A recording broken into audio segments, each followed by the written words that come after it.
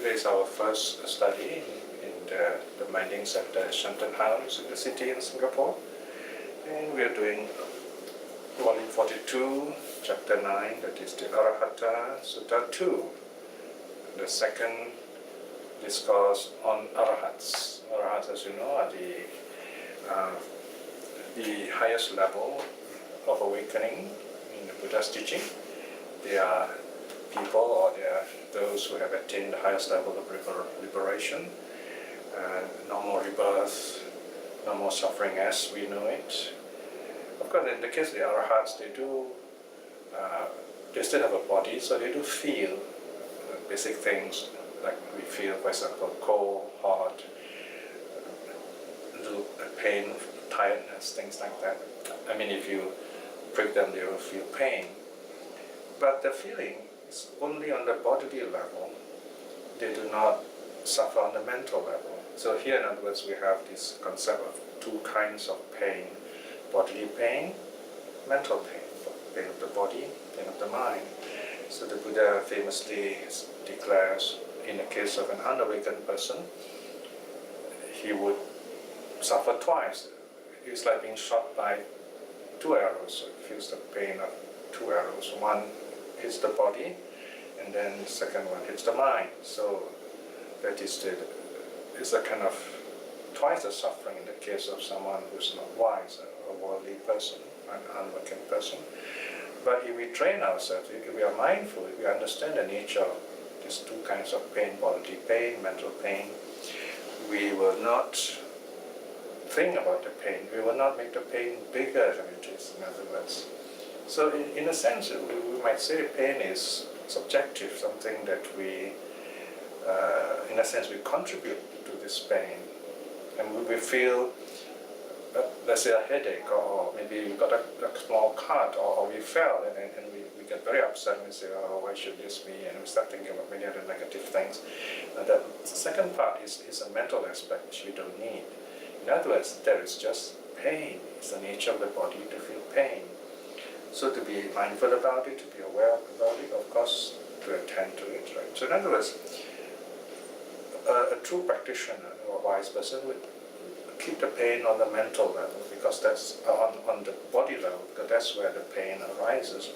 And the mind kind of simply watches it. Of course, the mind does feel the pain, but the mind doesn't add on to the pain, in other words. Okay? I remember once I was at the dentist. I don't think we enjoy ourselves in the dentist. Right? So he was pulling out my molar, this large tooth at the back, this wisdom tooth.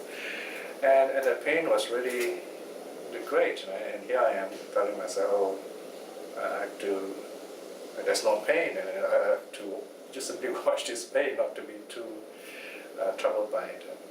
I'm not saying it's easy, but you definitely feel less pain that way.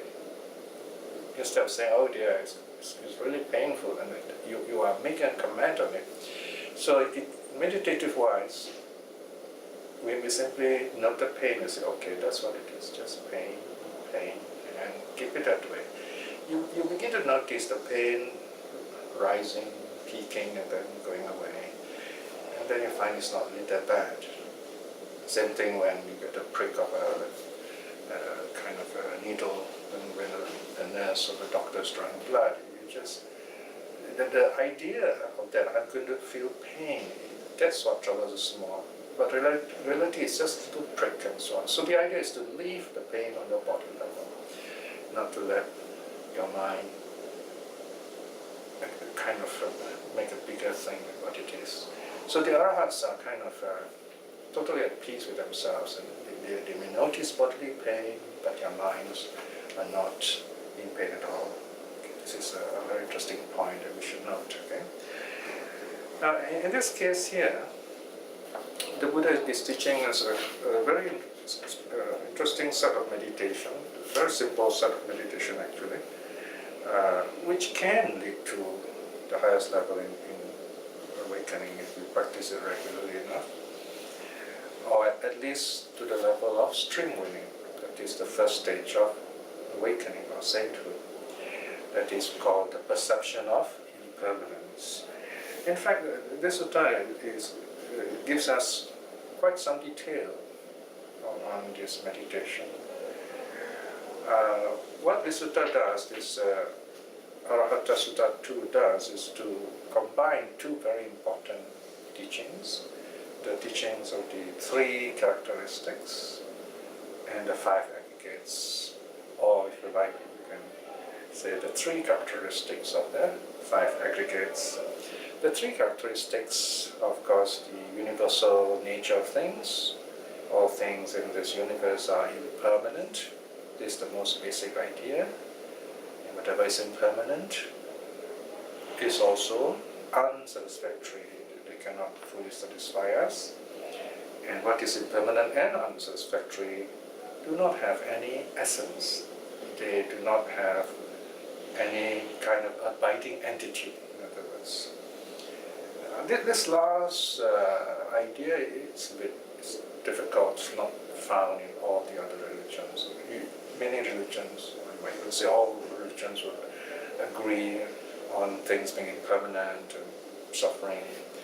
But non-self is unique to Buddhism, because the Buddha rejects the idea of an abiding entity, a kind of something permanent in us, because such a state is impossible. It's not that the Buddha invented such an idea, but he simply says, where do you see anything permanent at all in our existence? Everything is passing, everything is changing, everything is becoming other. In other words, it is change that makes life meaningful. Change is meaning. Change gives meaning to our lives. If there is no change, we will not be able to communicate, we will not be able to understand each other. Stasis, things just come to a standstill, things become meaningless. Whatever exists must change. Existence is change. This simple way of looking at things shows how profound the Buddha's enlightenment is. So these are the three characteristics, or in Pali we say anicca, dukkha, anatta. Anicca is impermanence, dukkha is unsatisfactoriness or suffering, and anatta is non-self. So what are these things that are impermanent, suffering, and non-self? There are the five characteristics, five aggregates. The five aggregates are what we are. All right? Now we can ask the question, who are we? But it is a subjective question, because who is a social construct. If I were to meet you and I say, who are you? It can mean, what work are you doing? Or what kind of person you are, and whether am I going to like you or not. So who is a very subjective kind of, not really helpful spiritually, but in meditation or in meditation language, we rather ask, what are we? What is life? I mean, you can't ask, who is life? So who is refers to a person, an entity which we create in our own mind and we project onto others. So it's something not very helpful. Useful in a social way, in communication, yes, but otherwise not really helpful, because they are subjective, they are things we create in our own minds. Whereas what we are is more real. So if we ask, what are we? Well, we can say very simply, as a beginning, we can say, I am mind and body. We are all minds and bodies. We can begin this questioning in a very simple way, in a Socratic way. We can ask the basic question, what do I know about myself? And the first thing we can say, I'm sure without anyone disagreeing, is that I have a body. We all have bodies, and no one would disagree with that, so we can start with the body. The next thing to do, a very interesting point is, we know we have a body. That knowing is the mind. So you have body, you have mind. So this is a very basic kind of idea. Okay. So from there we expand this idea of body and mind. In the case of the five aggregates, the aspect of the mind is bigger. In other words, the idea of mind is expanded. So there's the 5 aggregates. Number 1 is form. Form, of course, refers to the body, physical form. And we can look at form in 2 ways. One is as our 5 physical senses. Eye, nose, tongue, body. That's our 5 physical senses. And all our senses, of course, all of them change. Every one of them changes. Or we can also look at our body or form in terms of the 4 elements: earth, water, fire, wind. This sounds rather scientific, but it's not meant to be scientific because there was no science as we know it in Buddha's time. The 4 elements are ways of meditating on the body, to examine, to reflect on the impermanent nature of the body. The body is form, the body is earth. Earth here is not just the soil, the ground we stand on. It simply refers to what we today call solidity. There are solid parts of our body, like our hair, nails, teeth, and skin. Right? So we reflect these are the solid aspects of our body. And just as there are internally, we have this earth element, and externally too, there is this earth element. So internal earth element, external earth element. They are both the same earth element. And then we reflect, they are all impermanent. So here we see a kind of interconnection. We are earth. We are all around us, there is earth. For example, we take food, solid food, that is earth element. We chew it, we digest it, then it becomes us. But at which point does it become us? It's quite difficult to notice. We don't have to identify that point.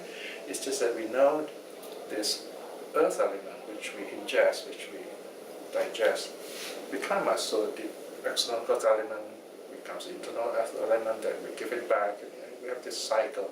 So this teaches a kind of ecological awareness, a oneness with things around us, to respect our environment and so on, because we are part of everything around us. So too with water element. We are mostly water, like at least 2/3 of our body is water. So we have water here and drink water, right? So this external water element becomes internal water element. So internal water element, external water element, they are the same water element. It's not just H2O here. I mean, here it's just a kind of a code word the ancient Indians used, which the Buddha used, to refer to liquidity, fluidity of our nature. And they are all impermanent, changing all the time. Then fire element. Internal fire element, our body warms. It includes cold also, temperature in other words. External fire element, they are the same fire element. There is this heat exchanging, right? Internal fire element, external fire element, they are the same fire element. They are all impermanent. By the way, fire elements also decay. Oxidation, for example. Fire element, when we say something oxidizes, it's burning. That is also heat, decay. And decay starts from day one, from the moment we are born, decay starts. So this is the way of meditator looks at it. Of course, we use very beautiful words, nice words. We say growing, a teenager and so on. Then once you reach 50, you grow old. And then so this. Anyway, the decaying process starts from day one. So we're all decaying all the time. It's just like in the fruit. The fruit starts growing. Even though it's green, it's actually decaying. When it's growing, it is still decaying, but we don't see it in that way. But we're talking about this heat element, this fire element is active, is working to change things. So the fire element, internal, external, they're both impermanent. And then finally the wind element. We breathe in air because the wind element goes inside our lungs, and our body absorbs it. Internal wind element. Then we expel the wind, the air. External wind element. Internal wind element, external wind element. They're the same wind element. They are impermanent. So this is one way of reflecting the four elements, and this is the nature of the body, form. Okay? So this is the first aggregate. Then you have four other aggregates. This refers to the mind, feeling, perception, formation, consciousness. Right? Plus form, you get five. These are the five aggregates. They're very easy to remember if you kind of relate them in a sequence, a meaningful sequence. We have a body, form, and this body is conscious. We are alive. The body, of course, Buddha usually talks of the conscious body. And because this body is conscious, it must feel. We feel pain. It is conscious, so it has thoughts also. So there's a feeling of a bodily level, mental level. So anyway, there are feelings. So that's a second aggregate, feelings. Early Buddhism is very clear about feeling. There are three kinds of feelings: pleasant feelings, painful feelings, neutral feelings. Three kinds. And of course, they are very subjective. We see something as pleasant because we perceive it or we recognize it as something we have experienced in the past, when the past this experience was pleasant. So we see a similar experience before us now, we say, oh, okay, I see this as pleasant too. You go on doing this. It's called perception.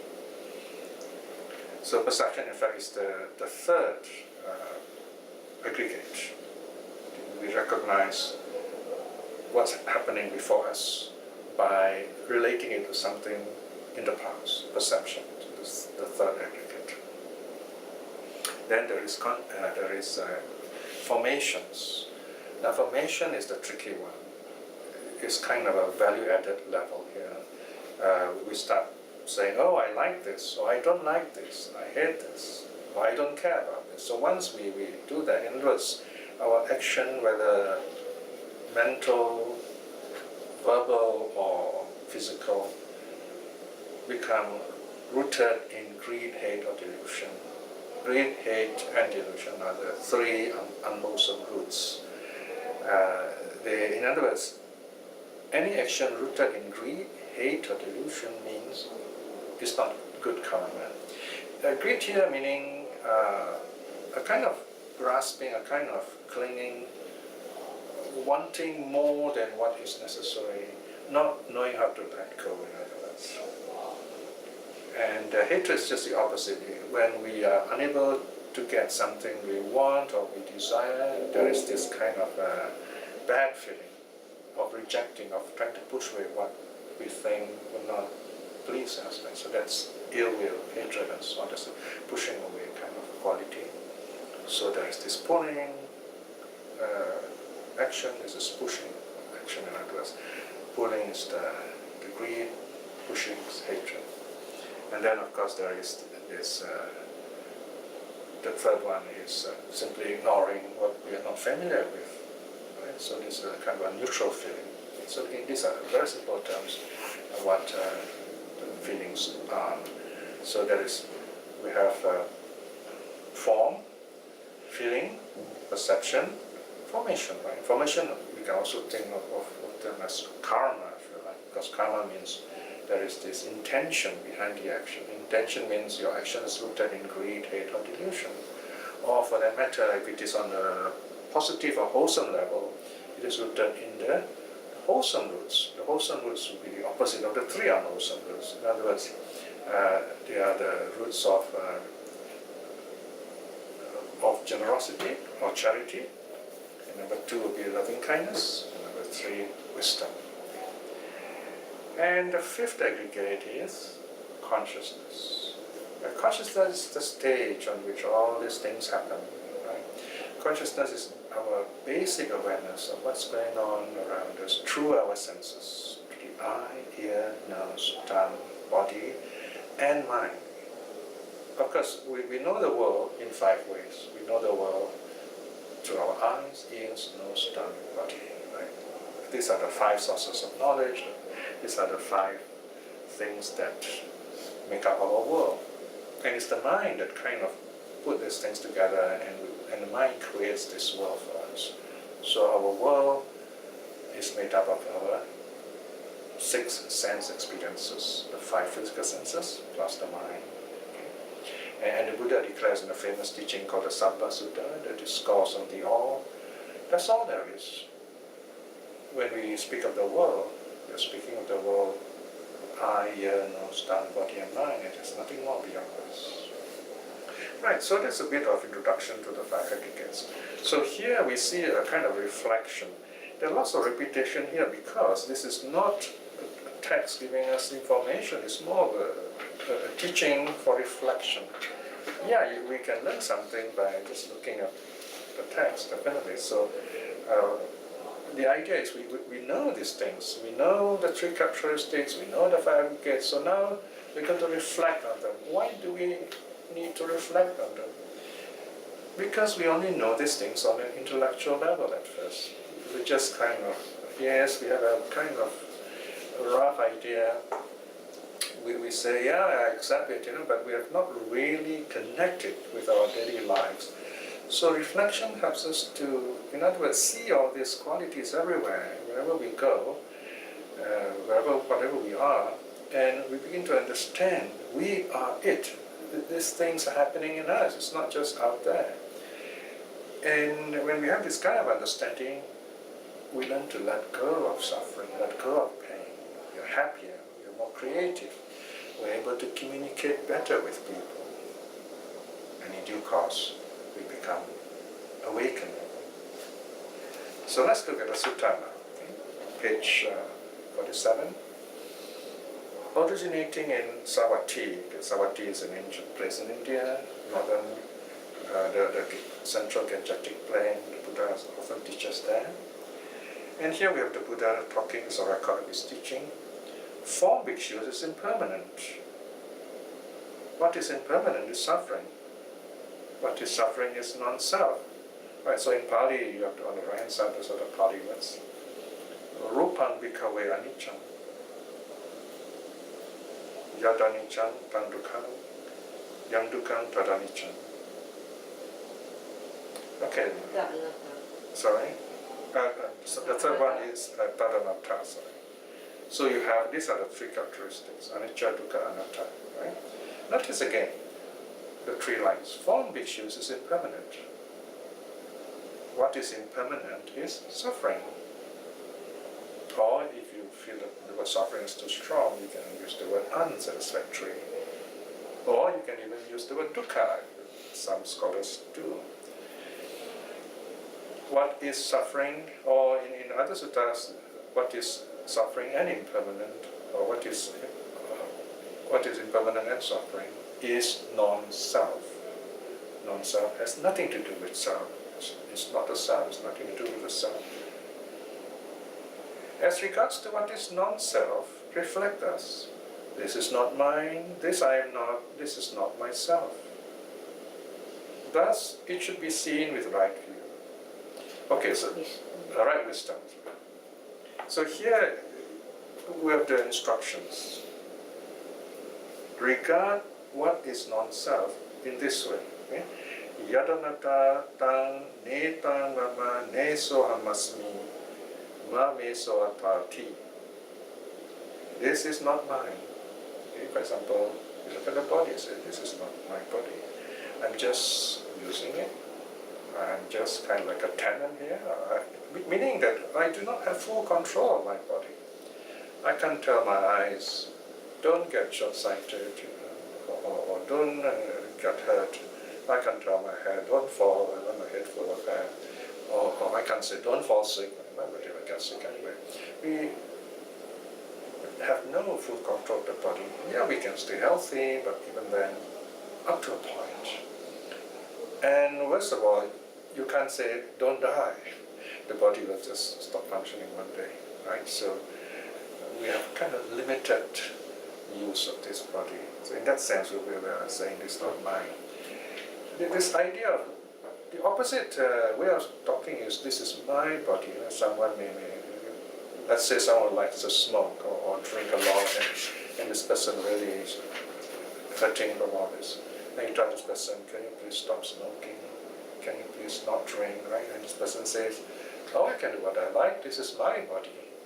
a very common argument, where you can say it is not your body, because if you are to drop dead here, I have to clear your body out for you. I mean, if you can do it yourself, fine, but you won't be able to do that, and you're going to mess in this world, that I'm living in too. So in other words, we don't own this body, but of course we are using this body, and it's our duty to keep it healthy. It is a very important aspect of Buddhist teaching, bodily health and mental health. This I am not. Here ideas that we associate this body with, we say, oh, I am this, I'm that. For example, I'm handsome, or I'm ugly, or I'm tall, or I'm too short, whatever. So these are ideas we have that are just subjective anyway. They're not really important. And this is not myself. Okay, this is the tricky one. There's nothing abiding here. There's nothing unchanging. No Platonic form. The Greek philosopher Plato said, if you look at the chair here, we know it's a chair because somewhere in the infinite universe there is this archetypal chair, kind of something that's an essential chair, if you like. In Buddhism, the Buddha says no such thing. We create all these ideas in our heads, and we use it as social convention. So, but that's how things are. They're all comprised of parts, and they're interconnected. They're called conditions, and they work together to give meaning to things. So this should be seen with right wisdom. In other words, not just academically, but something that helps us to understand our lives and live better lives. Seeing thus bhikshus, the wise noble disciple, is revolves at form. Evam pasam bhikkhave suttava arya savako rupasminti nibbindati. Okay, here we have quite a strong word, revolved. It's one of those terms which Buddhist monks and nuns and scholars often debate. The word nibbindati, or sometimes translated as disillusion, to be disillusioned with, or to be disenchanted with. Those are very gentle words. A Methodist teacher once said, we got to stick with revulsed. Yeah, it's a very strong word, but that's the whole point. I mean, if let's say, if you touch fire and you got burnt, you don't say, I got disillusioned with fire, or I'm disenchanted with fire. You are revulsed with it. You say, no, I'm not going to get burnt again, right? So there's this strong reaction, if you like, a very powerful response. I do not want to be hurt again. I mean, it's not worth it, So, in other words, if we understand the nature of this body is impermanent, and it is unsatisfactory, and there is no self, then we won't get upset if we see wrinkles on our face, or our hair turn a bit grey, or we fall sick. So that is nature of things. So in other words, we won't be traumatized. We're able to deal with our body in a more calm and helpful way. And we heal ourselves faster, in fact, that way. So that's the meaning. Another meaning is that we won't be attached to form. So that it's not bigger than what it is. And that way we'll be more at peace with ourselves. Okay, that is the key passage. That's the first passage we must fully understand. Then the rest repeat themselves. The 4 more passages, you can see the other 4 aggregates are printed in bold. So now they are reflections. So I will read to you the Pali, and then we look at the translation. This is on page 48. The Pali is on the right-hand column. Vedana bhikkhave anicca. Feeling, bhikshus, is impermanent. Yad aniccaṃ taṃ dukkham. What is impermanent is suffering. Yad dukkham tad anattā. What is suffering is non-self. Yad anattā taṃ. As regards what is non-self, reflect us. Netang mama, this is not mine. Neso amasmi, This I am not. Na me so atati. This is not myself. Eva metang yatha bhutang samma panyaya dattavam. Thus it should be seen with right wisdom. Evam pasam bhikkhave suttava arya savako vedanayapi nibindati. Seeing thus bhikshus, the wise noble disciple is revolves at feeling. In other words, is no more cheated by feelings, no more deceived by feelings, no more deluded by feelings. We take it as it is, in other words. We're neither happy nor sad with it. Okay, the third one is perception. I will read the whole Pali and then the translation. Sanya bhikkhave anicca yadaniccaṃ tam dukkham yang dukkham tadanatta yadanatta tanne tam mama neso anmasmi name so atati evametang yatha bhutang samapanyaya tattapang evam prasang bhikkhave suttava arya savako sanyayapi nibindati. Perception, bhikshus, is impermanent. What is impermanent is suffering. What is suffering is non-self. As for what is non-self, reflect us. This I am not, this is not mine, this I am not, this is not myself. Thus it should be seen with right wisdom. Seeing thus bhikshus, the wise noble disciple is revolved at perception. Bhikshu here refers to the monks the Buddha was addressing. Alright, then aggregate number 4, formations. Mental formation, in other words.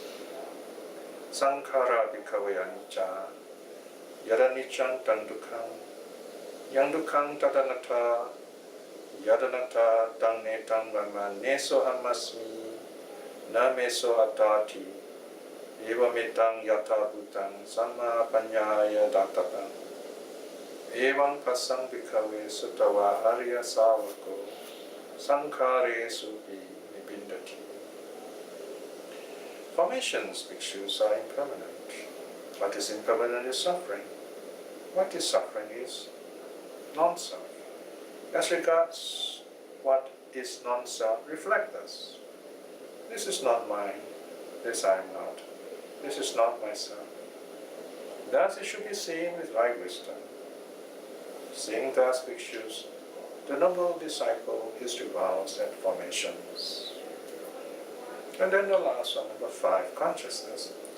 Viññānaṃ bhikkhave aniccaṃ yadaniccaṃ tam dukkham yang dukkham tadanatta yadanatta tam netam mama ne sohamasmi na me sohatati evametang yatha bhutang samma panyaya dattapam.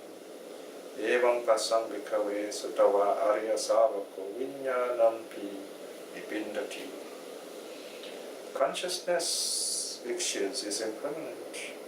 What is impermanent is suffering. What is suffering is non-self. As regards what is non-self, reflect thus. This is not mine. This I am not. This is not myself. Thus it should be seen with right wisdom.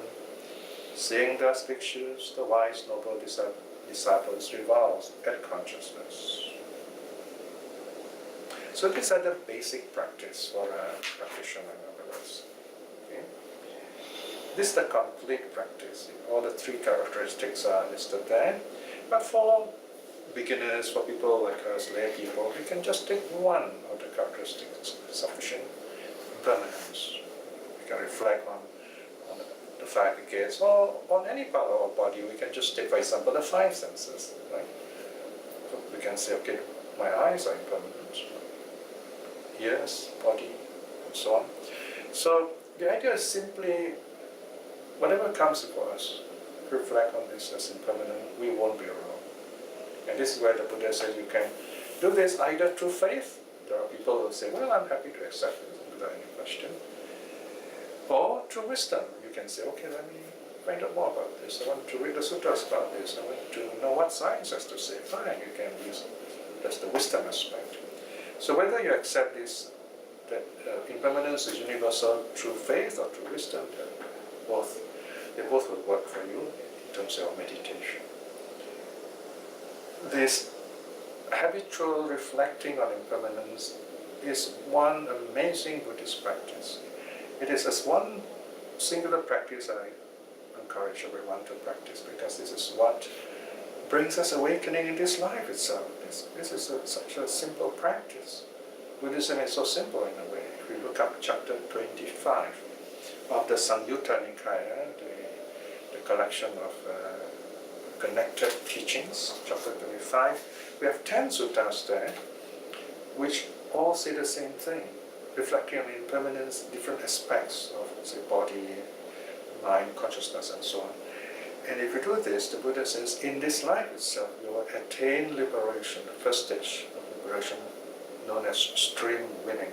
In other words, you kind of, it's a beautiful imagery of going down to a boat, and then the boat just follows the flow of the stream, the current, and goes into this ocean. In other words, you're on the way to awakening in this life itself. If not, the Buddha says, definitely at the moment of passing away. Because the moment of passing away, we have no more control over our thoughts. It's like, it's the momentum of karma just moving on like that. Right, so now, then the sutta closes, section 23. Seeing thus bhikshus, the wise noble disciple, is revolves at form, he is revolves at feeling, he is revolves at perception, he is revolves at formations, he is revolves at consciousness. Feeling revolves, lust fades away, or he is dispassionate. Through the feeling of lust or through dispassion, he is liberated. Right, so in other words, if we understand the nature of the five aggregates, basically all things around us, in this way, we need not cling to things anymore. I mean, if we do those things, we are calm about it.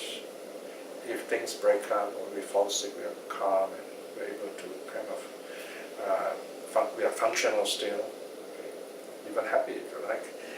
And if you go on like this, then you're on the way to really strengthening your mind to the point of liberating yourself. 25. When he is liberated, there comes the knowledge. It is liberated. In other words, the mind is liberated. He knows birth is destroyed, the holy life has been lived, done what is to be done. There is no more of this state of being. Okay, this is the highest level. This is a kind of a stereotypical passage, a stock passage, showing the highest level of awakening, like the Buddha himself. In normal rebirth, he has all his training is done as a monk and so on. Bhikshus, to whatever extent there are abodes of beings, even up to the foremost existence, they are the foremost, the best in the world. That's to say, the Arahats. Now, this last line is very significant today because we have many kinds of Buddhism today. Some kinds of Buddhism, especially the later, the post-Buddha kinds of Buddhism, they tend to degrade and downgrade the Arahats. They say, oh, the Arahats are not really that perfect, they still need to learn things. That's a serious wrong view. In fact, in the teachings of early Buddhism, the Arahats have nothing more to learn in terms of spirituality, in other words. I mean, they may not be good in physics or science or art, whatever, but whatever they need to know in terms of overcoming suffering, they have known these things, so there's nothing more to learn there. So they're called aseka. Aseka means non-learners. There's nothing more to learn there. They're graduates, if you like. Whereas the other three kinds of saints, the streamlined, or once returned, or non-returned, they are still called learners. This is interesting because only when you attain the first stage sainthood onwards, you are called learners. So it is as if you're not there yet, you're not learning yet. You're kind of just listening here, but you've not really learned the real thing. You're not started on the journey, so to speak. So it's important to begin with this reflection of impermanence. So the Arahats are the best in this world of existence, even up to the foremost existence. Like here, foremost existence here, in other words, the highest level of being. Okay, you might might say, at the level of even neither perception nor non-perception, the highest level of being conceivable. So it is wrong for anyone to say, in terms of Buddhist teachings, that the Arahats have still more things to learn, that they're not really that great, and so on. Right? So this is one passage we may quote to tell these people that this is not what the Buddha taught. And it's important to make a point of this, that the Arahats are the highest level of, in terms of awakening. Okay? So the sutta ends there.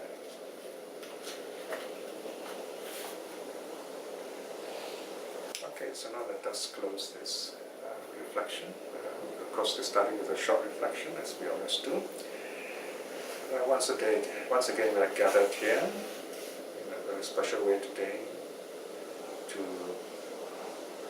celebrate, as it were, this first day of our lesson in this new premises, with studying this sutta on the Arhats. We may not be Arahats yet, but here the teaching the Buddha gives us is on how to reflect on the three characteristics of impermanence, suffering, and not self. Even if we reflect on just one of these characteristics of impermanence, we can attain spiritual liberation. Thinking in this way is good karma. By the power of this good karma, may we be at peace with ourselves in this life itself. May we enjoy great happiness and happy success, and enjoy the happiness that we all wish for. And in this moment of peace too, and by all the good deeds we have done by virtue of our faith in the three jewels, may we attain spiritual liberation in this dream winning, in this life itself. And also in this moment of peace, let us send out our loving kindness to all those who have taught us the Dharma, the truth, who have brought us happiness, to our relatives and friends, that they be well and happy too. And also even to those people whom the Dharma have not touched, people who may not be happy with us, may they be well and happy, and they be liberated and attain spiritual awakening and be happy people. May all beings be well and happy. Sadhu, sadhu.